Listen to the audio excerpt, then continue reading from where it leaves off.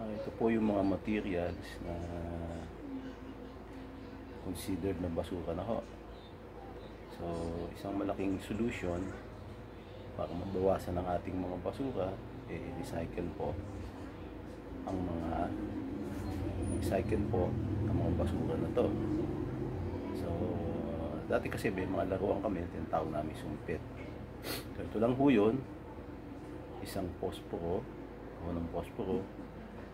isang tube, plastic tube, tapos rubber band po. So itong tube itali lamang po sa kahon ng posporo. So meron na po kayong sumpit. Isa lang hong way na mag-recycle. Sana po sa susunod na vlog, nahirapan po ako dito sa device ko, kaya ano ko na lang.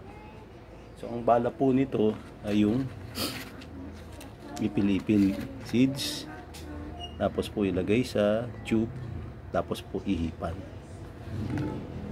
Kaya lang medyo delikado po ito sa mga bata, yung stream din ng maliliit na mga bata, kaya inano ko lang po ito sa malalaking bata. Sige po, good evening po.